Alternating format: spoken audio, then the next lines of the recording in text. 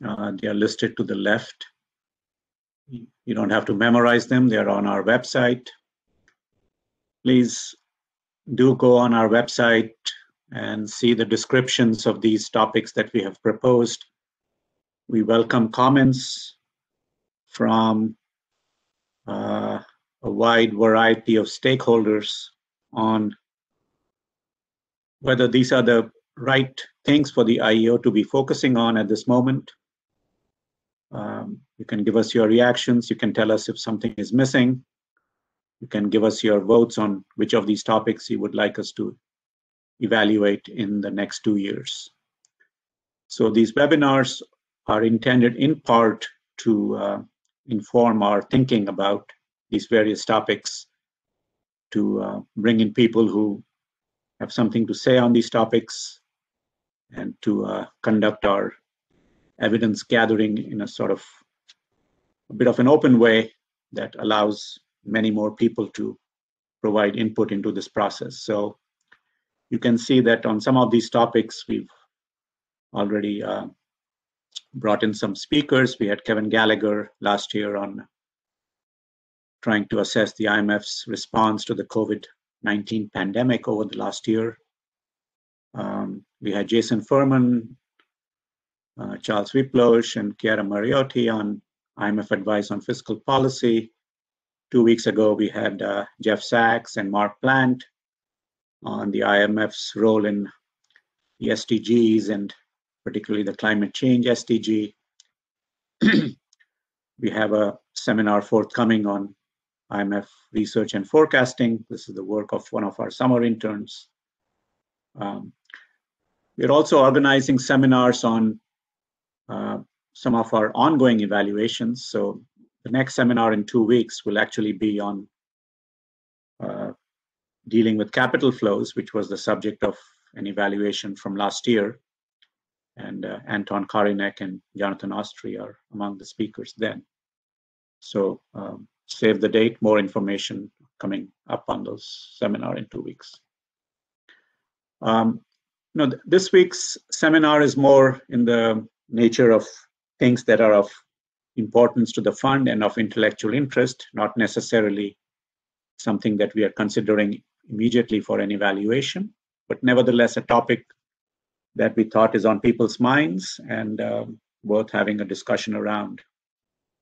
So you all know that inflation has been low for 2 decades. In the advanced economies, it has been pretty much in the range of 0 to 3 and hugging 0 more than 3. And even in the emerging economies, inflation has come down quite drastically, and over the last 20 years, for most economies, has been in the range of 3 to 6%, which is much lower than the historical average. Now, this success has many fathers. Some people attribute it to improved monetary frameworks, something that there were structural factors at play. But regardless of which camp you belong in, the result seems to be that inflation expectations are fairly well anchored and the Phillips curve is fairly flat.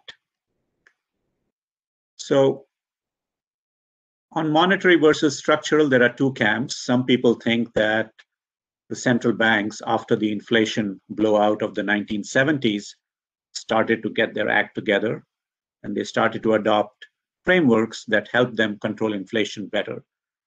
In some cases, this was an explicit adoption of inflation targeting, and in others, it was more of an inflation-light framework. But regardless, much of the apparatus was the same. Central banks also gained independence and came out from under the thumb of the Treasury in many, many cases. And they started focusing on core inflation, namely seeing through the impact of energy price shocks. And there is a sense that all of this really improved the performance of central banks and delivered low inflation. There's also a camp that says, yes, perhaps all that is true, but central banks got a major help from structural factors, globalization, demographics, and lower sensitivity to oil price shocks. On globalization, there are many, many papers. I won't attempt to review them all. I will be partial and cite the work of, for instance, Surjit Bhalla, who talks about how the spread of education among the developing world, and therefore the ability of many in the developing world to compete with many in the developed world, has been a source of low wage growth for people in the advanced economies and low inflation. Again, being completely partial, I had some work that showed how capital mobility, the increased ability of capital to move across countries, also diminished the bargaining power of workers and allowed low wage growth and low inflation. Some months ago, Surjit and I realized that we were approaching the same issue from different directions and have agreed to join forces and try to come up with a cohesive explanation of what he and I had in mind. On demographics, there has been a lot of work suggesting that the lower dependency ratio and the increase in female labor force participation have created, again, a sense where workers do not have much bargaining power and have to put up with low wage growth and low inflation. So, I mean, regardless of whether you're in the monetary or the structural camp, I think there is a lot of agreement on the net results, which is that inflation expectations have been anchored for the last decade at least, if not even longer, and that the slope of the Phillips curve has declined, namely that the Phillips curve is flat as a pancake for the last 20 years. Now, will all of this continue? I'm sure all of you joining us are very informed participants. You are following what people are saying, and many people are predicting low inflation. Many others are actually worrying about it. The most notable, I think, is a prediction by Charles Goodhart and Manoj Pradhan in their recent book that says that globalization and demographics created a massive increase in labor supply, which lowered the bargaining power of workers and contributed to low inflation. But they predict that all this is about to change. So, as said in the last quote, the balance of bargaining power is now swinging back to workers, away from employers. Wage trends will change, and they claim that we are now at the dividing line between the deflationary forces of the last 30 to 40 years and the resurgent inflation of the next 2 decades. Okay, so that's what motivates our webinar. Are they right? Will inflation return in the coming years and over the coming decades? And we have 4 speakers who will give us their perspectives on this issue. Good friends of mine, I'm happy to welcome them. Liviu, Joe, Marianna, Ayhan. We all look forward to hearing from you on the central question of this webinar, will inflation return from the dead? And with that, let me turn it over to Liviu. Thank you. Thank you, Prakash. I think I have to find a way to stop sharing. I'm sorry. Yeah. Sorry. Yeah. Stop sharing. I found it. Okay.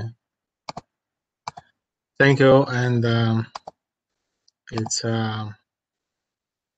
really an honor for me to have this opportunity. So can you see it? Yep. Okay. Thank you. So you made a very good presentation of the challenges related to low for long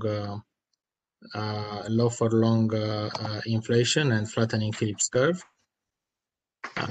I would add one thing, the non-observable variables that tend to underperform in bad times. There's even a recent IMF paper that real-time output gaps are not useful for predicting inflation due to various data revisions, forecast errors, judgment errors, so on, of course.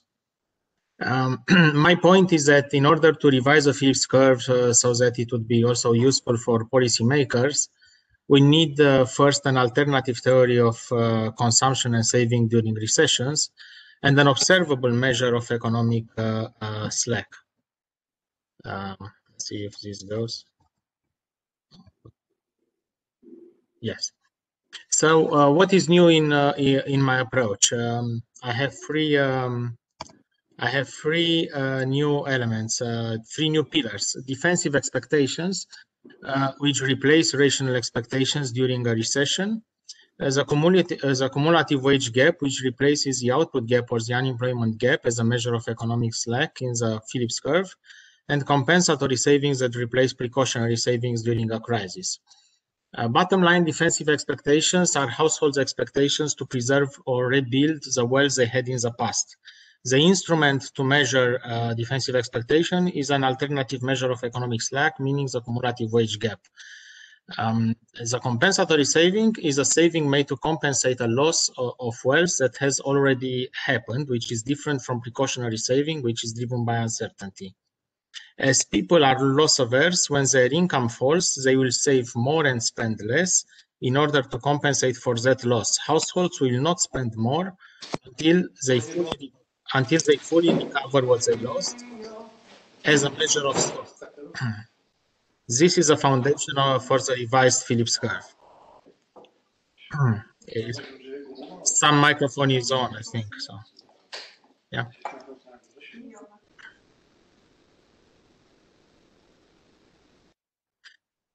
So let me take them one by one. So defensive expectations. The idea of defensive expectations borrows from the mainstream idea of downward wage rigidity.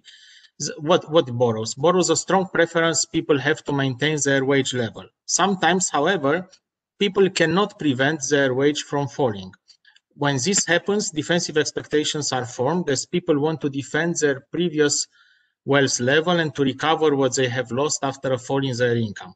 The concept of defensive expectations combines downward wage rigidity with a strong loss aversion preference, yet it changes the perspective of both concepts in a recession or in an episode of income loss from being forward-looking to being backward-looking.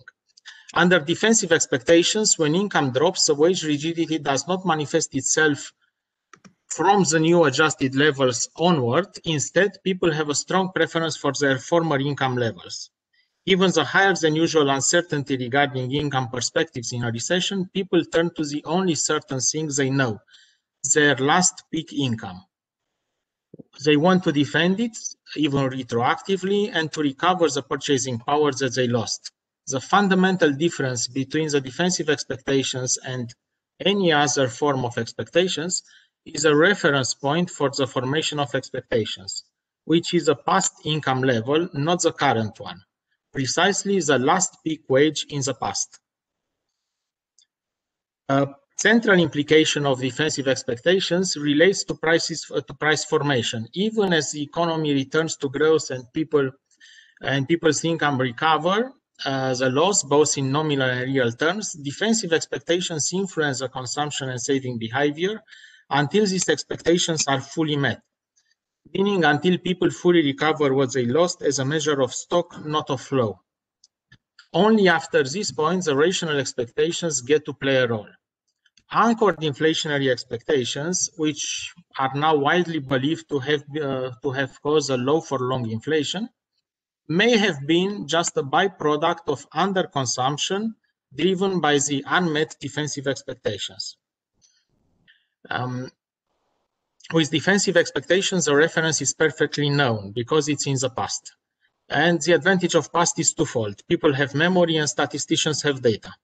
Based on this data, policymakers can anticipate the formation of defensive expectations and act accordingly. So this is generous with policymakers because both monetary and fiscal policy can intervene to shorten the time needed for the defensive expectations to be met. Then the instrument to calculate this is a cumulative wage gap. There is some past reference to it in the sense of Duesenberg advanced a relative income hypothesis, where he considered the past reference but said that consumption is resilient during an episode of income loss, which is not the case here. And of course, later on, reference dependence evolved and became a pillar of the prospect theory. Akerlof, for example, considers that the perceived fair wage of an individual was a function of the actual wage of that individual in past periods plus other factors. But the extent of the downward nominal wage rigidity is basically influenced by the choice of nominal wage measures. For example, monthly salaries are more relevant than hourly wages from an aggregate demand perspective. There is plenty of empirical evidence of downward wage flexibility of monthly salaries, both real and nominal, unequally distributed among income groups. Low income groups, which actually have a higher propensity to consume, being more often subject of wage cuts. And I refer here to some literature about it, including one for US, where 32% of job stayers in the US received a wage cut. Ireland and South Korea, recent studies found the high frequency of wage cuts during the global financial crisis. More than 50% of the people lost part of their wages. And how do we calculate it? It's rather simple. So the wage gap is the difference between current wage and last peak wage in the past adjusted for inflation.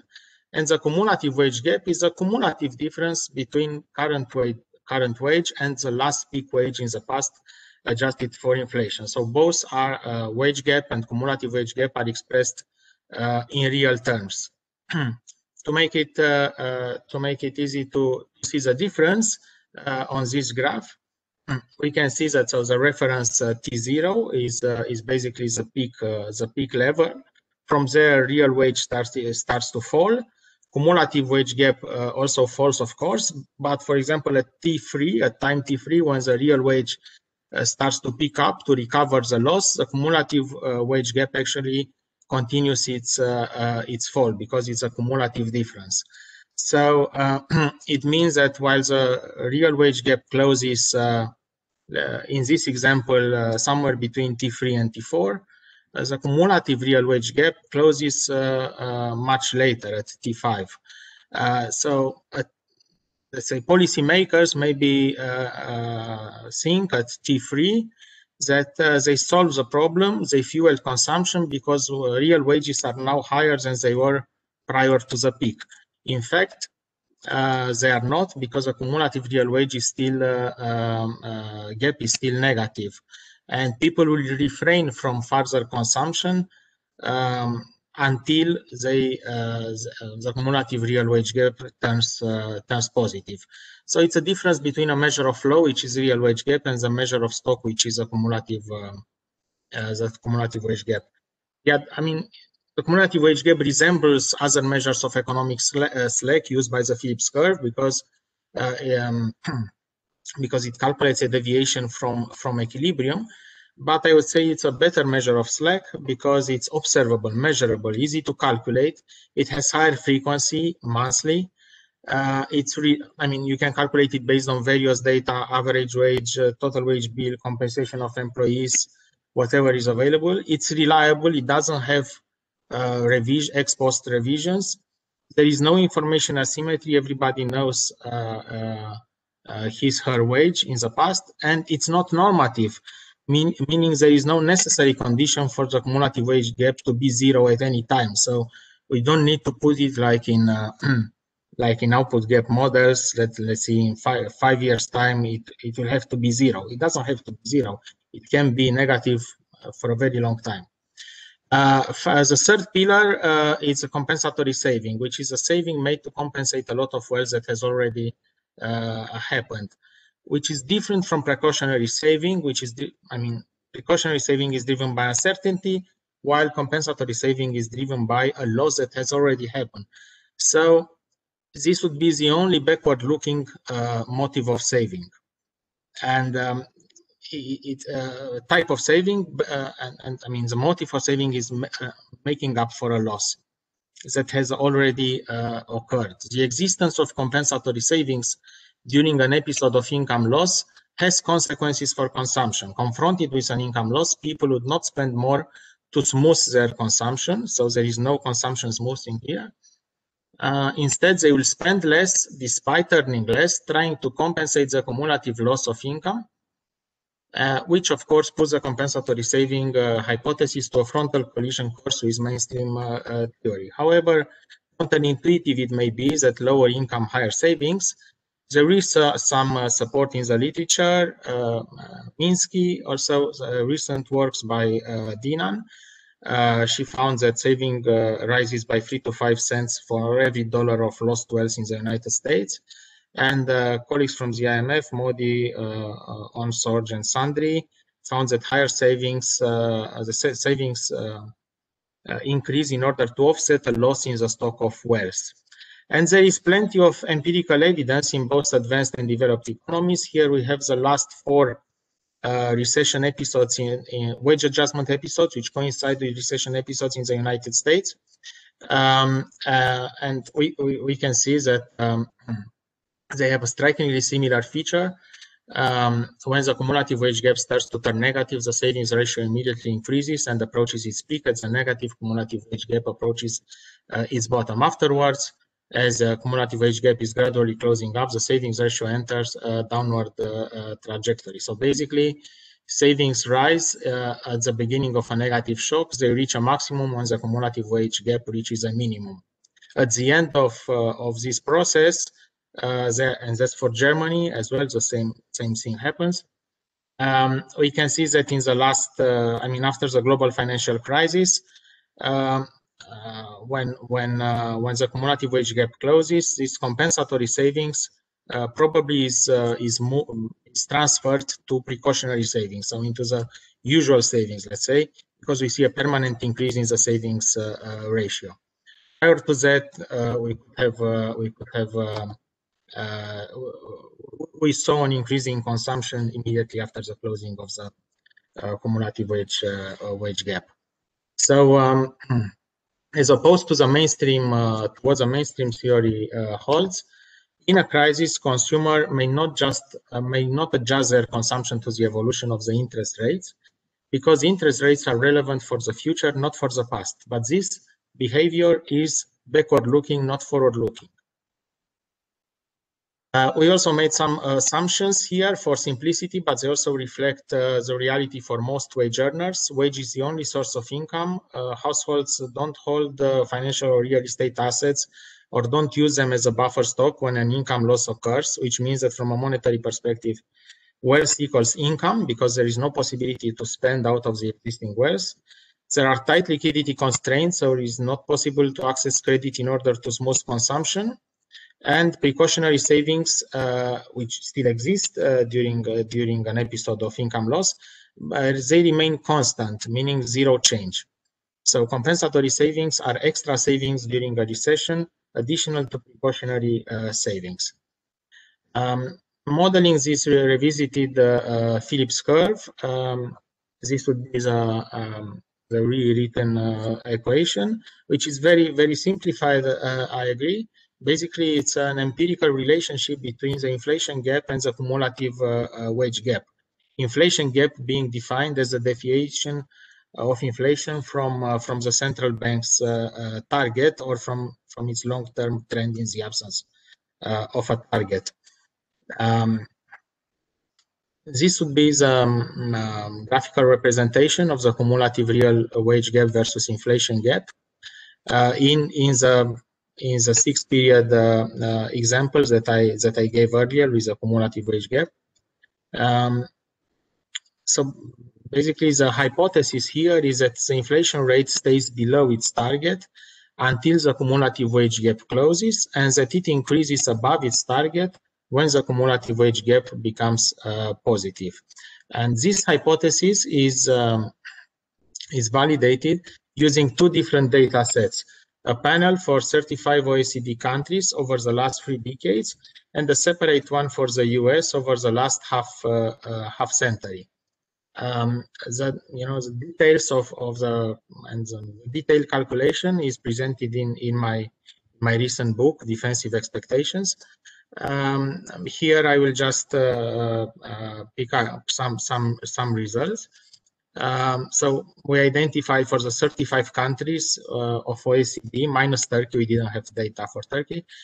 Free wage adjustment episodes in the 90s, the early 2000s, and after the global financial crisis. However, many countries are not yet out of the second adjustment episode, meaning that the cumulative wage gap started to be negative in the early 2000s and never recovered, which is an explanation for sluggish demand ever since.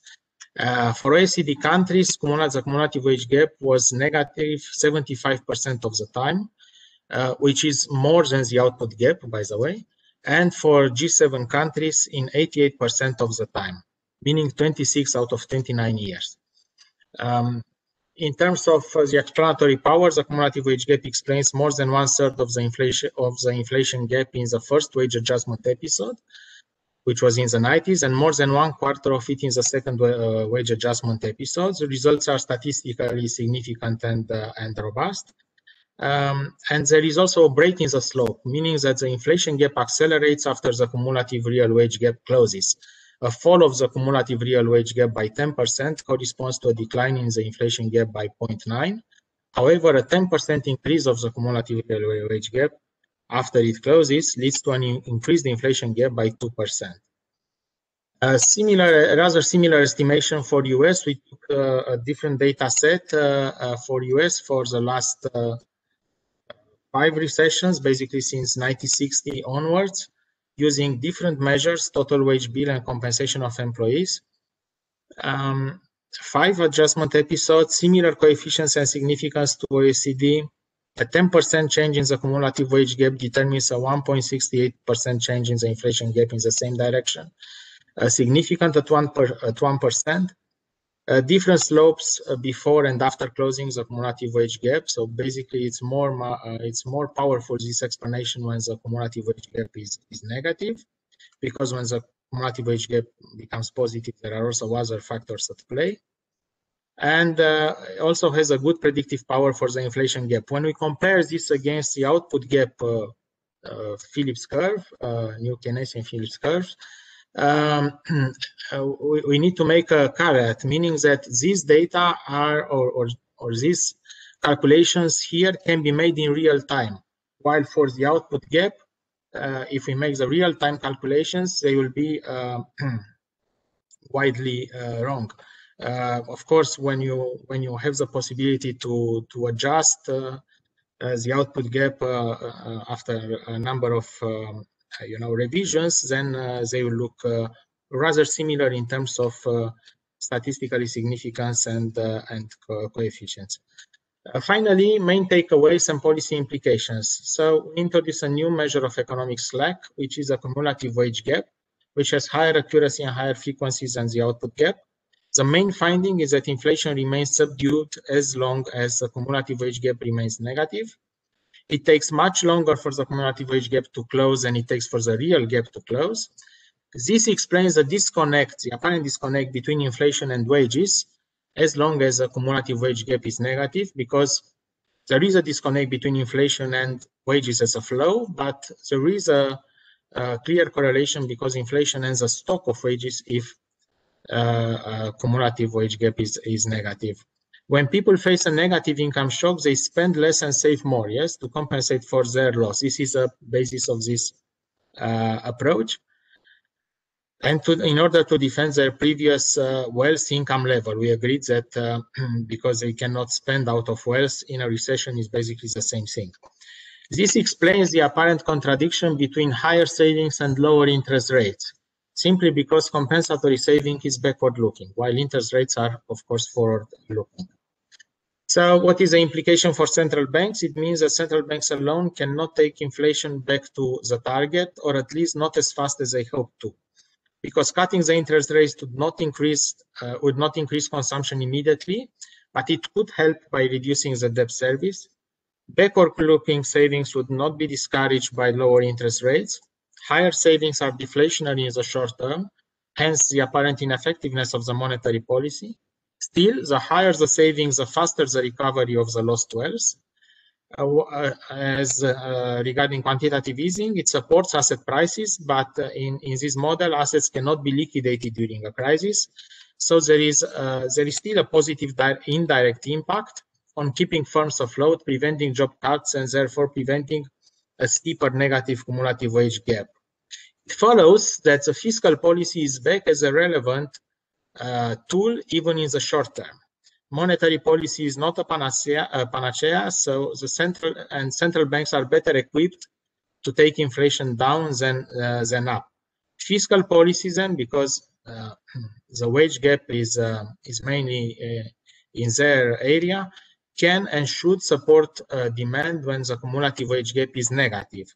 So policy action should be filtered by the cyclical position of the cumulative wage gap, just like we do with the output gap, for example. The big difference here is that the cumulative wage gap is observable in real time, with high frequency at least. Finally, there are many automatic stabilizers when you have positive cumulative wage gaps, but much fewer when there is negative, when the cumulative wage gap is negative. And we saw that most of the time the cumulative wage gap is negative. So these absent or insufficient automatic stabilizers for negative cumulative wage gaps contribute to the formation of defensive expectations. We need automatic stabilizers for periods of negative cumulative wage gaps, and just a non-exhaustive list of them would be minimum guaranteed income, a universal income, higher minimum wages, wage insurance, longer lasting unemployment benefits, tax reliefs for workers, longer notice periods, etc. These automatic stabilizers against downward wage flexibility would support aggregate demand, increase the efficiency of the monetary policy transmission mechanism, and contribute to a structural lift of inflation. And finally, to answer your question, because you asked us all a question, will inflation return from the dead? What I can say is that now in many countries, including some euro area countries, a pandemic-driven recession hit those countries while they hadn't closed the prior cumulative wage gap. It was not the case in the US because the gap was closed in 2017, and the last peak was February 2020. Since then, a new wage adjustment episode started.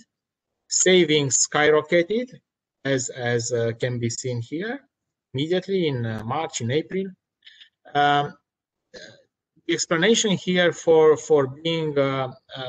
having a small negative cumulative wage gap is that the fiscal bazooka helped advanced economies contain the size of the negative cumulative wage gap. For the US, for example, this gap is currently only 3% of the annual compensation of employees, less than $400 billion as of December 2020. Comparatively, at the same point in time in the global financial crisis, it was 25% of the total annual compensation of employees. For Germany, the negative cumulative wage gap since February 2020 is also small, only 1.7%. If we look by sectors, we can see that in services and in trade, transport, utilities,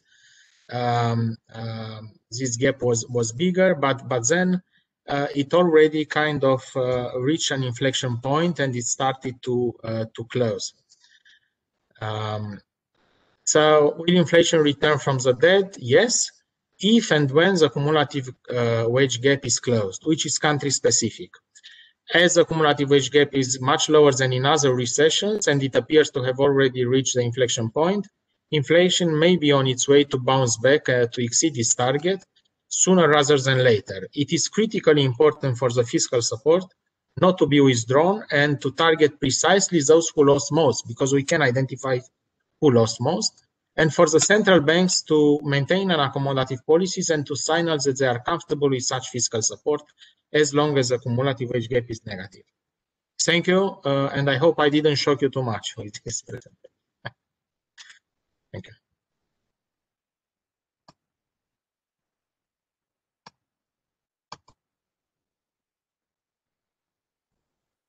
I'm done.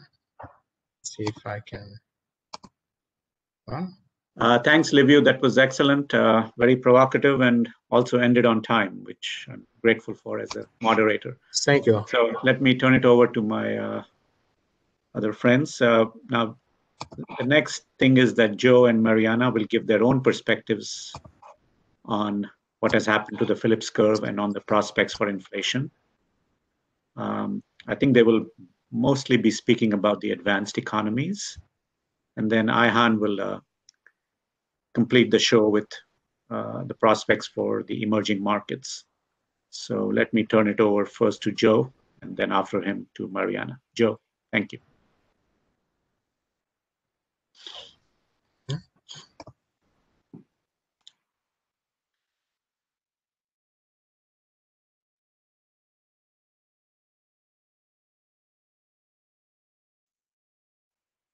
Okay, we see your slides, Joe.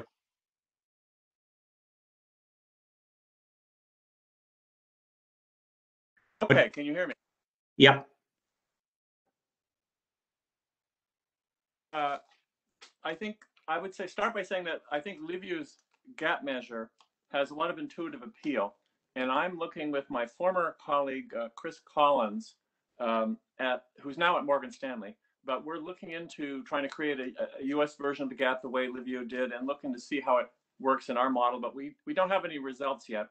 So what I'm going to talk about today is what we have done. And what you see here on the slide is 2 years ago, about Chris Collins and I put out a working paper on the US Phillips curve for both price and wage inflation using a standard unemployment gap framework. And this is what we want to put in Liviu's gap and see how that works. We found two key elements were needed to make sense of the US experience. The first is that central bank policy and announcements, communications on long run inflation expectations are key. I'll return to that at the end. The other thing we found is that the Phillips curve is very nonlinear when inflation is very low. We find that it gets flat for high levels of unemployment. And here we have the original Phillips curve from A.W. Phillips for the United Kingdom in the gold standard. And you see it's highly nonlinear and it's very flat. High levels of unemployment don't put much downward pressure on inflation. We think this is because of downward nominal wage and price rigidity. I would note that this concept of wage rigidity is different from Liviu's in the sense that it's not rigidity of the wage bill or wage income, it's the hourly wage. So yes, people who lose the hours or get unemployed lose a lot of wage income, which feeds into Liviu's gap measure, but we're focusing on the hourly wage being a rigid downward. And if you think about inflation, it's an average across many people for wage inflation or products or price inflation. Some get increases above average, some get increases below average. So a 0% inflation rate means that many people are taking price and wage cuts, which they resist. And even low inflation, 1 or 2% inflation, means many people are actually taking price and wage cuts. So what Chris and I show in our paper, in a simple theory model, is that this kind of downward wage rigidity on the part of some people bends the Phillips curve as the central bank lowers the inflation target. So when average inflation is around 10%, the Phillips curve is very linear. It's the top line, as you can see. But as you lower average inflation and push those curves downward, they get very bent and flat on the right side. It takes ever higher amounts of unemployment to keep inflation low. And we would say that over the past 25 years, the economy has been, in the US and many other countries, on the right side of this graph. Unemployment's been higher than the natural rate. And we've been in a region of very flat Phillips curves, which is why researchers who run out and estimate Phillips curves find that they've gotten very flat. Now, about a year ago, we joined forces with Kristen Forbes at the Sloan School, and we found that this result translated to a much bigger sample of 30-some countries, and we found the importance of this nonlinearity when inflation is low across those 35 countries. So now I'm going to try to end the slides.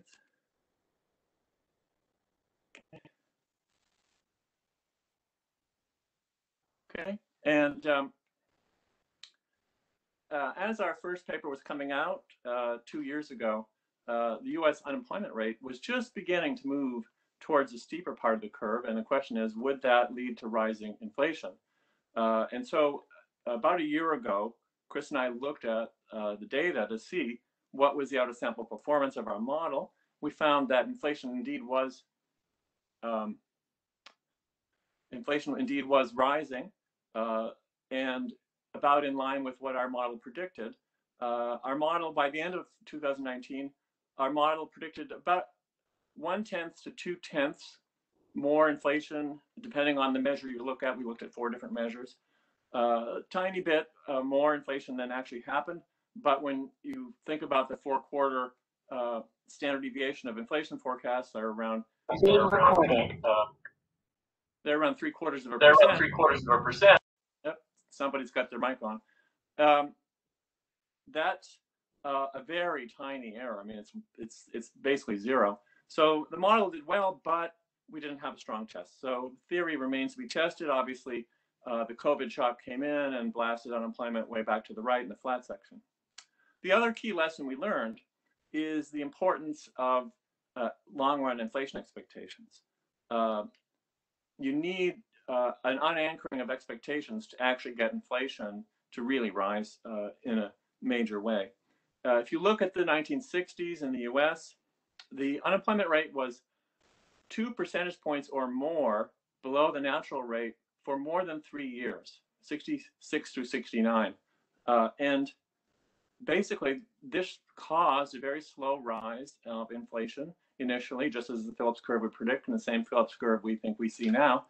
But the Fed at that point didn't react, didn't communicate what it wanted, didn't respond quick enough against that. And so over time, as inflation wasn't brought back down, people started revising upward their expectation of inflation.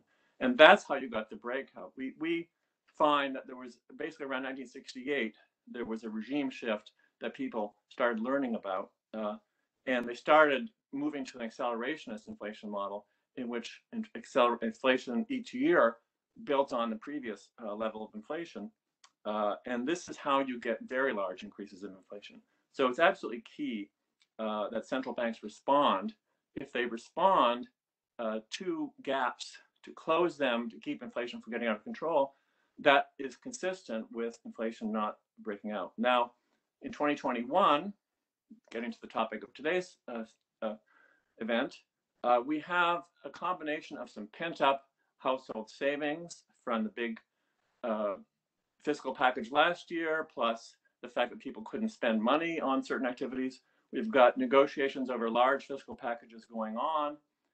And we have vaccine rollout, which, if it works, might make bars, restaurants, event spaces able to open again. Now, I'm not forecasting this, but it's certainly an upside risk that we could have a very large amount of overheating. And that would, I believe, cause inflation to go up. But I don't expect a return to the inflationary 1970s because I don't think the Fed is going to be quiet that long. It's going to let inflation overshoot, but it's not going to let it rise without limit. However, I think, and this is the final point I want to make, there's another problem going on that's importantly interacting here, and that is the zero lower bound. We've seen with the decline of equilibrium real interest rates and the low rate of inflation that central banks just don't have much scope to respond. Basically, going forward, the 2% inflation target, low equilibrium interest rate means the Fed would normally have a 2% policy rate. That's just too close to zero to give it much room to fight a recession. Raising the inflation target would help. And if there is upward pressure on inflation, that would present an optimal chance to raise the target to, I would say, either 3 or 4. And the final key point on this is that people have noticed this, and you would say that most people argue that each 1 point more of inflation gives a central bank 1% more room, which really doesn't sound like a lot of payoff for this, because we really don't think we want inflation to be persistently above 3 or 4%. and that would only, even at 4%, we'd only have 2% point more room to maneuver, it seems, which isn't really a lot, not enough for some recessions. But I think this is ignoring the ability of quantitative easing to move bond yields down, because quantitative easing also faces a zero bound. Long-term bond yields can't go below zero. If you have higher inflation, bond yields will be higher above zero too. That will open up more scope for QE to push the bond yield down. In the Fed's FERBUS model, if you look at the combined effect of higher inflation on the scope for the Fed funds rate to drop and the scope for QE to push the bond yield down, each percentage point more inflation raises the Fed's toolkit by 2.5 percentage points. So moving from a 2% target to a 4% target would give the Fed 5 percentage points more ammunition for a total of 7 percentage points of ammunition starting from neutral, which is a lot to deal with most recessions. So I think that would really be a trade-off worth having. And I will stop there. Okay, thanks very much, Joe.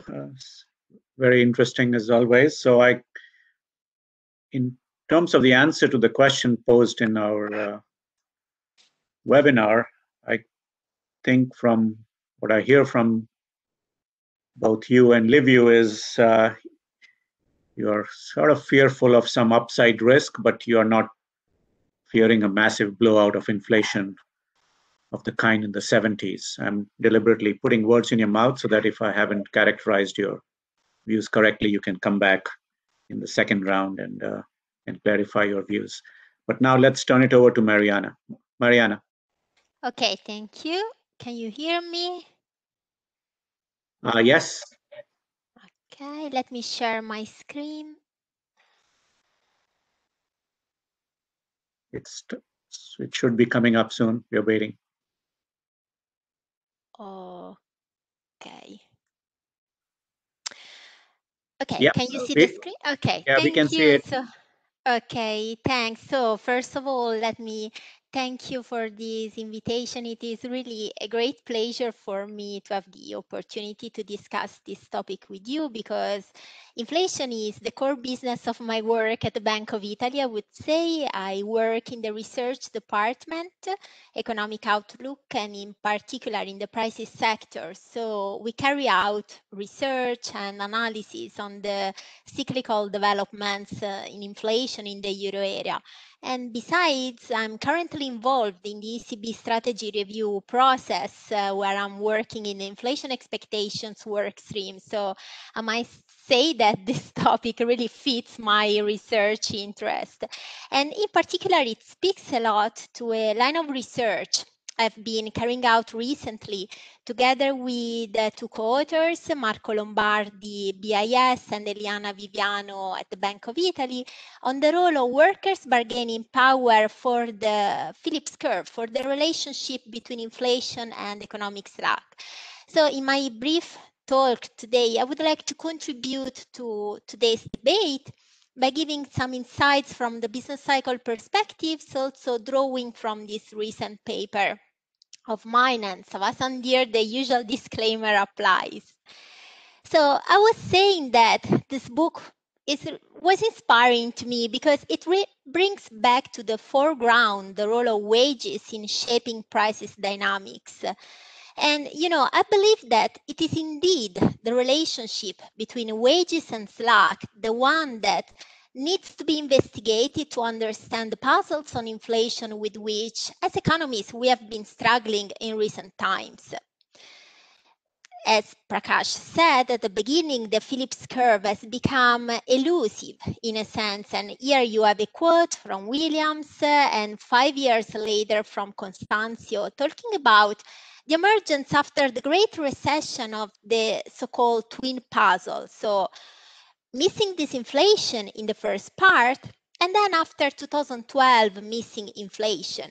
And central bankers around the world have really sounded the alarm in the face of that development, I would say with good reasons, because a flatter Phillips curve implies a higher sacrifice ratio, but in a sense, a complete decoupling of inflation from indicators of slack would call into question the inflation targeting framework itself.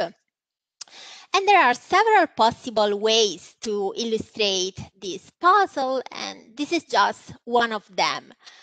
So basically here you have the rolling estimates of the slope of the Phillips curve based on a panel of 6 advanced countries where the measure of slack is the output gap. So what I want to stress with this figure is that the debate on the Phillips curve has come to the foreground in recent years. And this is not surprising because given the large swings in output and unemployment since the global financial crisis.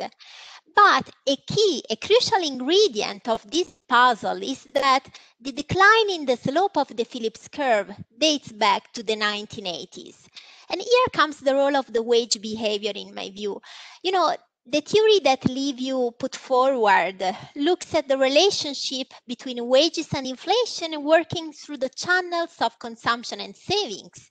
And in this recent paper that I was mentioning before, together with Marco Lombardi and Eliana Viviano, we look at the relationship between wages and inflation from the perspectives of firms' choices. So let me give you some insights because I think that they can offer a complementary perspective to the Liviu's theory, still pointing to the crucial role of wages to exit the current low inflation trap. So basically, in this recent research, we draw a causal relationship among 3 macroeconomic facts underway since the 1980s. So the first one is a decrease in workers' bargaining power. Second, an increase in the contribution of the number of workers relative to hours per employee in the cyclical adjustments of the labor input. And third, the flattening of the Phillips curve. So our claim, our argument is the following.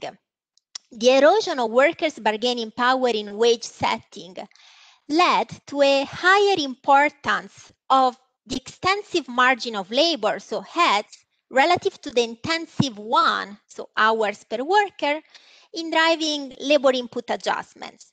So why? Because firms' marginal benefit of hiring is increasing with the share of the surplus coming from the employment relationship. But then, on its turn, this change in the relative importance of the two margins made the Phillips curve flatter, was maybe not the sole, but a key factor behind the flattening of the Phillips curve. Why? Because the marginal wage, which is, the variation in the wage per employee needed to get a marginal change in hours worked, is increasing in hours per employee. And I mean, this is true from a theoretical point of view, unless to the extent labor supply elasticity is not infinite. So let me explore with you these 3 macroeconomic facts. So, labor markets have been subject to many structural changes over the past decades, but a prominent one is the erosion of workers' ability to extract the benefits coming from the employment relationship. So to use the words of Kruger and Jackson Hall in 2018, the slice of the pie going to workers has decreased in favor of the one going to employers. And of course, in turn, this decline may stem from many factors, like, for instance, declining unionization, less favorable employment protection legislation, globalization, the location threat. I would say, in short, all those factors which have made workers more vulnerable to job loss. And to give you a flavor of the dynamics at stake, here, for each country, you have a synthetic measure of workers' bargaining power, which we have built by taking the first principal component of several indicators in the OECD datasets, which are related to the bargaining process. And I would say that we should agree that a broad-based weakening of workers' bargaining power took place, mainly since the end of the 1980s. And as I said before, this was, in our view, not the soul, of course, but one of the key factors behind the vanishing relationship between inflation and between inflation and the output gap. I'm not sure you're okay. So our hypothesis is that the weakening in workers' bargaining power has deeply changed the way firms adjust the margins of labor input when facing shocks. So basically, what we argue is that, in a world where workers are less powerful, firms adjust more the extensive margin of labor, so the number of workers, and less the intensive one, hours per employee, relative to what they do when workers' bargaining power is higher. And here, to give you a visual descriptive inspection that is indeed in the data. This is the contribution to variation in total hours worked of the number of workers relative to hours per employee in the euro area for different samples. So I would say that the increase in the contribution of the extensive margin would be really striking if we limited the second sample to 2008. In this case, the share of fluctuations in total labor input due to the number of workers increased from 56% to 90%. Then, including the years after 2008, downsides this increase, and this is mostly due to Germany, where short-time work was exceptionally used for securing jobs during the great financial crisis. But still, even including this year, the share of fluctuations in total labor input due to the extensive margin has strongly increased. So what we do in the paper is to use micro and macro data to show that the drop in workers' bargaining power was a key driver of this change. So we use cross-sectional data at the euro area level taken from the wage dynamic network. We use panel data taken from a survey of the Bank of Italy, and also we estimate the model with macroeconomic time series data taken from the area-wide model datasets. And data endorse our story. We find a robust negative correlation between workers' bargaining power and firms' propensity to adjust the extensive margin. But then the question is, what are the implications for the Phillips curve? So why does the relative adjustments of the two margins affect the cyclical fluctuations of inflation? So as I said before, the reason is that the marginal wage, which drives unit labor costs and which is the variation in the wage per employee needed to get a marginal change in hours worked, is typically increasing with hours per employee. I mean, workers require a higher compensation to work longer. And this is true unless the hour supply elasticity is infinite. So you can see the implications for inflation cyclicality by writing down the Phillips curve in terms of labor margins adjustments. So following a given variation in the output gap, the smaller is the change in hours per employee relative to the change in employment, the smaller the change in unit labor cost and hence the one of inflation. This is true unless this coefficient is different from zero, eta, which means unless the labor supply elasticity is not infinite. And here you have the inflation output gap multiplier obtained in the model conditional on a demand shock for different degrees of workers' bargaining power. So, to conclude, today we ask this question, will inflation return?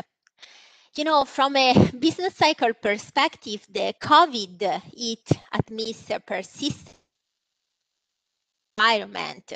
It is unprecedented, not only for its origin, but also for its effects, because, the spread of the epidemic and the measures adopted to counter the epidemic have created an unusual sharp fall in both supply and demand, and the impact of this shock on firms' pricing behavior is really hardly predictable, even if clearly of a crucial importance for monetary policy. So based on what I've just said today, and I would say consistently with Liviu's theory, my view is that once the recovery starts, unless workers' bargaining power recovers, a flare-up of inflation due to tight labor markets is unlikely. So this implies, of course, that we need more monetary accommodation to close the gap between inflation and its target. And if you want that, in few words, if we want to exit the low inflation trap, we really need to combine pro-growth fiscal policy with nominal wage increases. This is a takeaway from today's talk, I would say. And I would like to conclude with a quote from Kruger: "Dwindling workers' bargaining power and its implications for monetary policy was the object of Kruger's address at the 2018 Jackson Hole. He argues that the price stability mandate would call for a more accommodative monetary policy in response to the declining workers' bargaining power, and that the optimal central bank response should depend on the elasticity of labor supply." And let me say that I really like the conclusion of Kruger that the secular decline in workers' bargaining power should be really part of the conversation along with other central banks' weighty concerns. And I think that this could be a nice conclusion of my brief intervention, and I would stop here. Thanks very much, Marianna. Fascinating. So I see from your presentation that you sort of agree with Goodhart and Pradhan that workers' bargaining power is a key part of the prediction of whether or not inflation will pick up. But whereas they seem to be sure that workers will regain bargaining power, I think you are a little Yes, you're not so actually, sure about it. Okay. No, Okay. basically they say that, after the pandemic, the balance of bargaining power is swinging back to workers away from employers. I'm not sure actually that this conjecture will be realized. I think that this conjecture is mostly based on the idea of deglobalization, for instance. Actually, I'm quite skeptical, but Okay. Yeah. Okay. Now this is very useful. So we've now had three perspectives on the Phillips curve and prospects from inflation from Liviu, Joe, and Marianna. I think mostly targeted to advanced countries, though, as Joe mentioned, some of his work with Kristen Forbes does have some emerging markets in it as well. But I think so far the discussion has largely been about advanced markets. But for a perspective on what's going on in emerging markets and developing economies, we will turn in a minute to Ayhan. Let me say that there are lots of questions in the chat. We generally capture this, and if we can address it in the confines of the time that we have, we will do so. But if not, the authors will follow up with you bilaterally. I give you my assurance. There are many good questions in the chat, including a question that wondered about whether automation would not, in fact, erode the bargaining power of workers further in opposition to what Goodhart and Pradhan are saying. But let me not eat up into my friend Ayhan's time. Over to you, Ayhan. Thank you. Thank you, Prakash, and thank you for the invitation. It's a great pleasure to be here with a number of old colleagues, see them. And let me also congratulate Liviu for his really innovative work on this new measure of economic slack. It's very intuitive and I'm hoping that it will gain traction. It looks like Joe is already trying to apply it to the US. That's good news. I am going to talk about emerging market developing economies. Let me share my slides if I can do. Can you see it? Yes, Ayhan, we can. Excellent.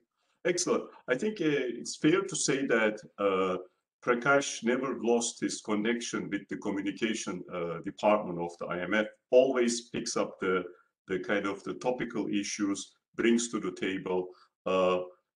Times change, you know, in October 2019, the Economist had this piece basically saying the world economy has now strange new rules, inflation disappeared. But December 2020, it had another cover talking about will inflation return. Now, we released a book on this issue in the context of emerging market developing economies with colleagues John Grim Ha and Francisca Oshonge. I invite all of you to visit the book's webpage. This is a freely available book. It comes with data at this www.worldbank.org/inflation. To structure the presentation, I'm going to focus on 4 questions, and I will show some data, I think, that will put some of the issues in context as we think about whether inflation is coming back or not. So throughout the presentation, I'm going to use this acronym, EMDEs, that stands for Emerging Market and Developing Economies. First, how has inflation evolved in these economies? Second, what have been the global and domestic drivers of inflation? Third, how well anchored inflation expectations in these economies? And finally, what are prospects for inflation? And I think that I will quickly go over these, but you will see the flow. Now, there is no question inflation has declined around the world. We just need to look at, you know, what was it in the 70s? For example, mid-70s global inflation was around 17%. Now in 2020, that number is around 2.5%.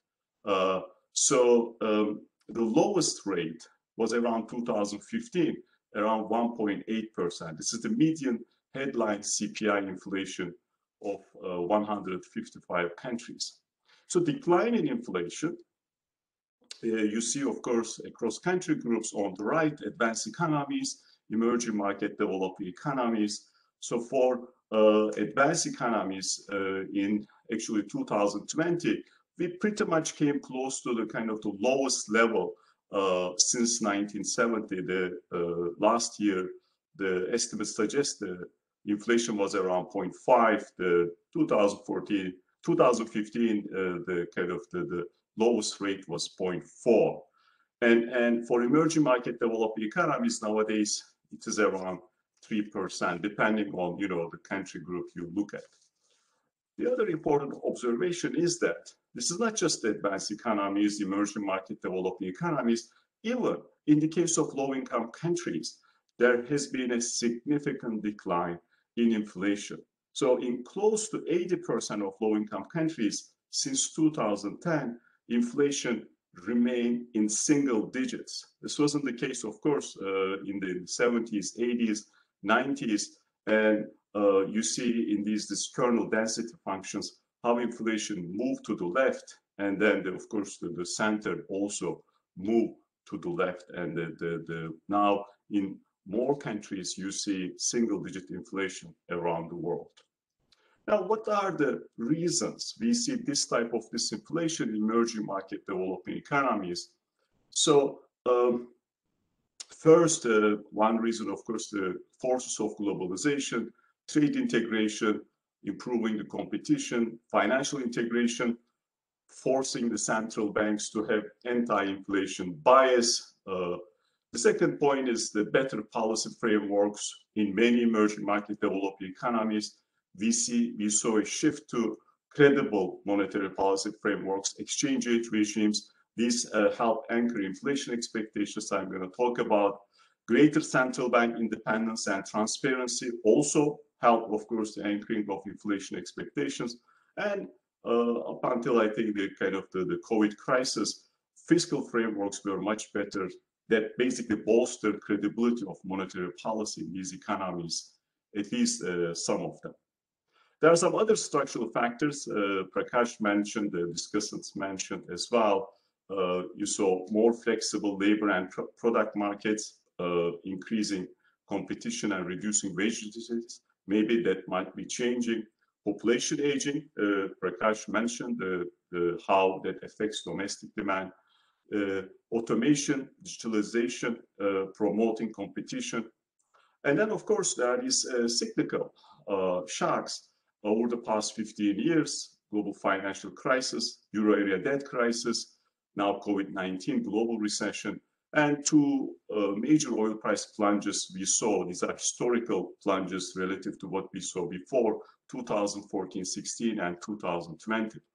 So is there a smoking gun? We just say basically, this is the reason that led to the decline in inflation in emerging market developing economies. The answer is no. We tried in our study, in the book, different approaches, but basically there are multiple factors. If you look at countries that are more integrated, you see that whether through financial linkages, through trade linkages, they end up having lower inflation and lower inflation volatility relative to those that are less integrated. If you look at countries with more independent central banks, more transparent central banks, of course, they tend to have lower inflation and lower inflation volatility relative to others. And those that have inflation target regimes tend to have lower inflation relative to those that do not have inflation targeting regimes.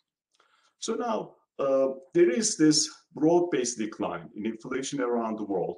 A good question to ask: what have been the drivers of inflation? There's a wide range of shocks to think.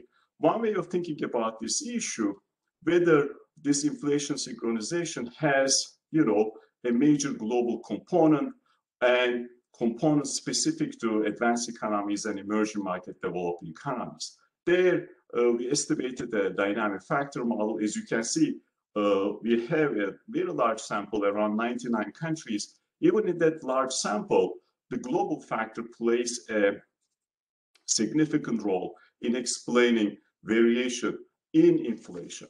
And in advanced economies, of course, much more important, but for emerging market developing economies as well, it is around 10% of the variation. What is more important, this global factor has become more important over time. So it is really difficult to think about inflation without thinking about what's going on in external environment in emerging market developing economies, as these global factors explain a larger share of inflation movements in these economies. Another interesting observation is that emerging market developed economies now increasingly have their own group-specific inflation factor above and beyond the global inflation factor. And there you need to think about the kind of the linkages between commodity exporting emerging markets and those commodity importers, how those interactions basically lead to certain linkages between these two types of economies and lead to kind of the emergence of an emerging market inflation cycle. We also look at the sources of global inflation and the domestic inflation. When you look at the sources of global inflation, basically now we are thinking about certain shocks, not just the factors.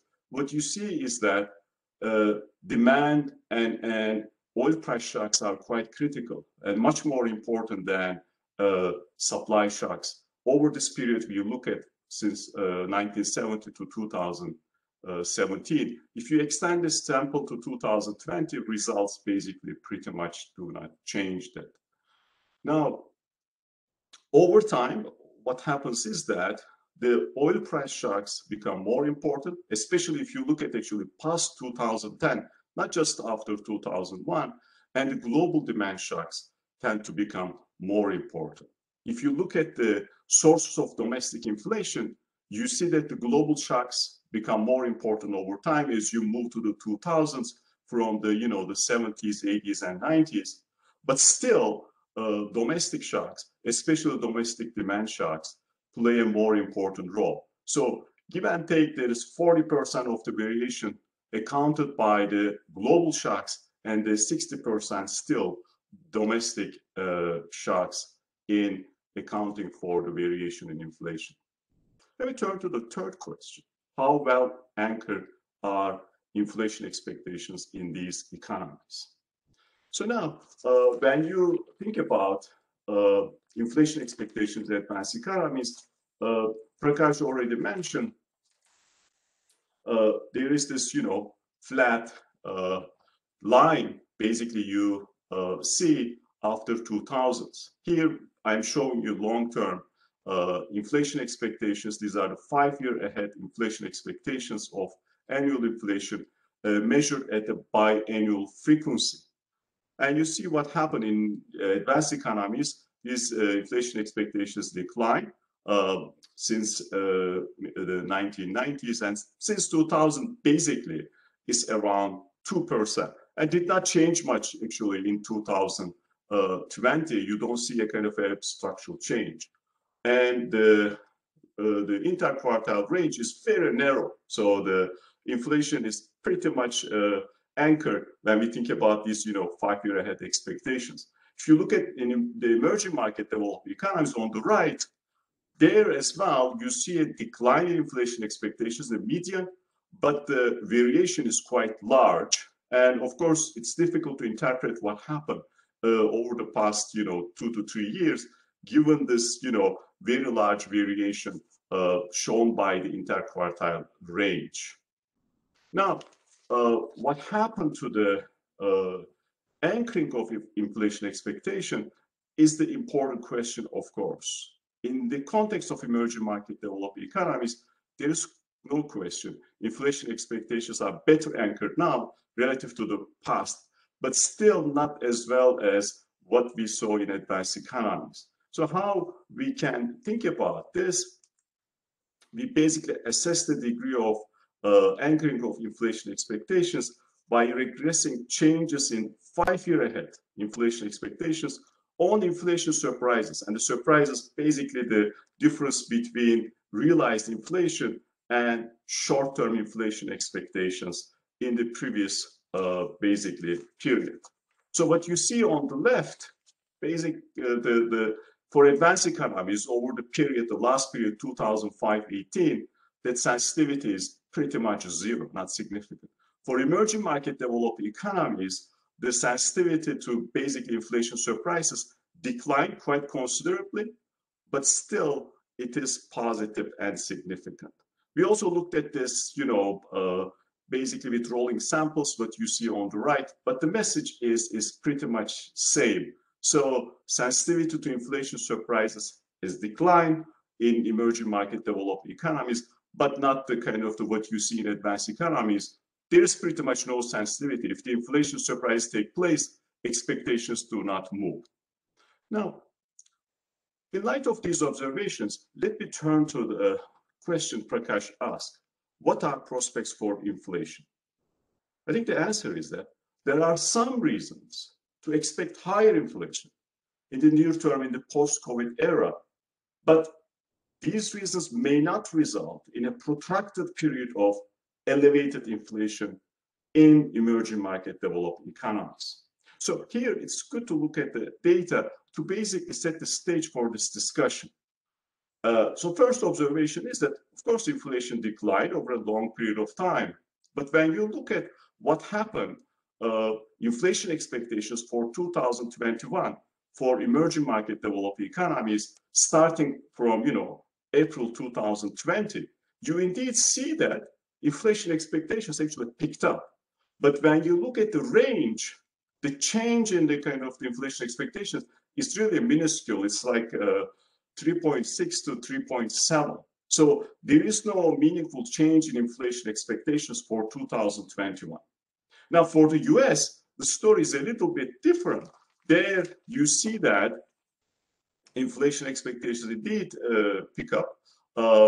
And relative to, the lowest level last year, around 1.6, now it's just getting close to, the 2%. Now, whether this is a kind of a significant change, we haven't looked at with previous episodes of such changes. So when we think about the prospects for inflation, we need to think a few factors. So in the near term, obviously, there is this expectation of a very strong cyclical recovery. On the one hand, you have diminishing global slack, and then you hope that faster containment of the virus, and of course, additional front-loaded fiscal support. All of these could push up near-term inflation. The question is whether that will be sustained and that will be high for an extended period of time. Second observation is that when we look at the cost of containers, there's the increase in rising shipping cost. There is the issue of cyclical upturn in global commodity prices. These can also lead to higher inflation in the short term. But can they basically push inflation in a persistent way higher? Third and the fourth observations are quite important. The first two were cyclical. The third and fourth are about policies. The third one, we see deteriorating fiscal policy frameworks and mounting debt levels around the world. Obviously, the countries needed to respond and need to respond aggressively. That led to record increases in debt levels in emerging market developed economies. We saw the largest increase in debt to GDP ratios since the late 1980s. In advanced economies since the 70s, we saw the largest increase last year in debt to GDP ratios. These rising debt levels and spending needs going forward may lead to even weaker long-term fiscal frameworks and be a source of higher inflation. And we know the kind of the possible intention of policymakers to, in a sense, undertake measures to deal with the debt problem by increasing inflation. Now, the fourth important observation is these new monetary policy frameworks we have, adoption of average inflation targeting in some advanced economies. This is, in a sense, inflation can go up 2%. The central bank is not going to immediately respond. It's going to see what's going to happen. And the use of unconventional monetary policy tools in emerging market developed economies. These could increase policy-related upward risk inflation, but whether they will translate into sustained inflation, that has to be seen. Let me talk about this unconventional monetary policies in emerging market developed economies. For the first time, a number of these economies undertook asset purchases during the COVID crisis. These asset purchase programs were much smaller relative to what we saw in advanced economies, and on the surface, they were helpful because they led to declines in bond yields and stabilized financial markets in these economies. The question is that whether these purchase programs are well defined in their scope, well defined in terms of their end dates, and well defined in terms of their objectives. We know that emerging markets, developing economies undertook actually these types of programs and financed their deficits in the 70s, 80s, and 90s. And that period marked coincided with very high inflation rates. So it has to be seen how these asset purchase programs are going to be formulated going forward and ultimately affect the central bank credibility and effective implementation of monetary policy. Now, if we see, of course, deficit financing in certain emerging market developing economies, we need to worry about the consequences of that for inflation prospects. Let me end with one observation. We saw low inflation in the past, and not just once, actually, twice. The Bretton Woods fixed exchange rate system of the post-war period up to 1971, from 1944 to 71. And the gold standard era of the early 1900s, from 1880, 1913. We saw low inflation and pretty much low inflation volatility. Now we see a similar period with low inflation volatility.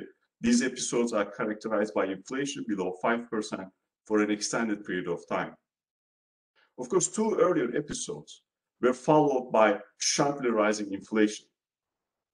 I think the bottom line is that maintaining low inflation can be as a great challenge as achieving low inflation. Let me quickly summarize. I asked 4 questions in the context of emerging market developing economies. How has inflation evolved in these economies? There is no question inflation has declined thanks to the sharp fall in global inflation. But if cyclical and structural tailwinds wane, maintaining low inflation could be a challenge for these economies. Second, what have been the global and domestic drivers of inflation? There has been a wide range of shocks. A global inflation cycle has emerged, and inflation synchronization has indeed strengthened within the group of emerging market developing economies over time. Having said that, domestic shocks remain the main source of national inflation variation. Third, how well anchored are inflation expectations in these economies? Despite becoming better anchored, in part thanks to stronger monetary policy frameworks, expectations remain less well anchored in these economies than advanced economies. So there are fragilities there if these, policy measures lead to the types of outcomes we saw in the 70s, 80s, and 90s. So what are prospects for inflation? As I said, there are some reasons, cyclical reasons out there to expect higher inflation in the near term. Arithmetically, we should see higher inflation anyway, just because of base effects. But these reasons may not result in a protracted period of elevated inflation in these economies. Let me thank you and invite you all to visit our webpage and look at the latest Global Economic Prospects report. We studied the asset purchases in emerging market developed economies and the growth prospects in these economies over the 2020s. Thank you, Prakash. Back to you. Thanks very much, Ayhan. We are just 2 minutes over, so I hope not too bad. The answer I hear from all of you to our question, will inflation return from the dead, is no, except, of course, it's a two-handed answer, and you've qualified your position in various credible ways. So, but I don't get the sense that this is something you are considering as your baseline forecast or your model scenario. So I see all of you as saying sort of no, unless something goes wrong on various aspects that you have described. So this has been really very useful, interesting set of perspectives on a central question. I've noted that there were many questions in the chat from Marco Pani, from Teresa Terminacian, Jean-Marc Natal, Andy Filardo, Romain Duval.